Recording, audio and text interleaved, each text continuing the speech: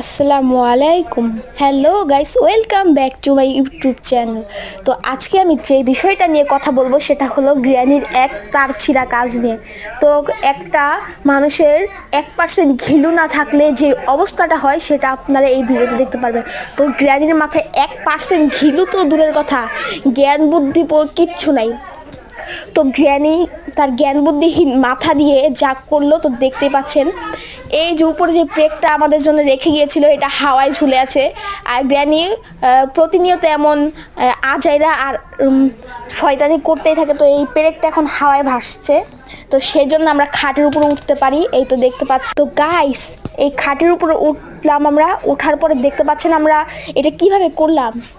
তো গ্র্যানি যে পেরেকটা রেখে গেছে, তো এটার উপর আমরা নিচে খাটের উপর নিচে হলেই বসার পর এটা পেরেকটা আমনে আমনে উঠে যায়। এরপর আমরা যেটা করব, গ্র্যানির আসার অপেক্ষা করব।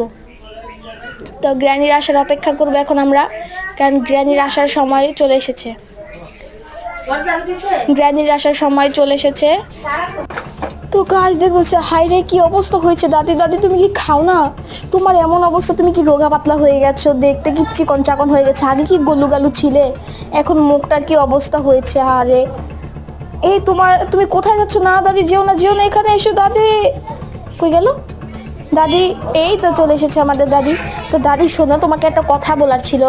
তো গ্র্যান্ডফা আমাকে বলে পাঠিয়েছে তোমাকে একটা জুতোর বাড়ি দিতে, কারণ তুমি তার সাথে খারাপ ব্যবহার করেছো। তো তাই গ্র্যান্ডফা বলেছে তোমাকে একটা জুতোর বাড়ি দিতে।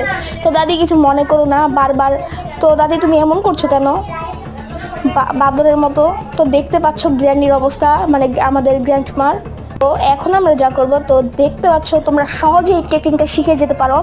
এই যে এটার উপর উঠে তারপর ভুলবশত গ্র্যানি এখানে রেখে গেছে তার এই যে কি যেন বলে এটা আর এটার সাহায্যে আমি খাটের উপরে উঠে গেছি। তো গ্র্যানিকে দারুণ মজা দেখালাম। তো দেখতে পাচ্ছ গ্র্যানিকে কীভাবে নাচালাম। তো সবাই ভালো থেকে, আল্লাহ হাফেজ। তো বিদায়।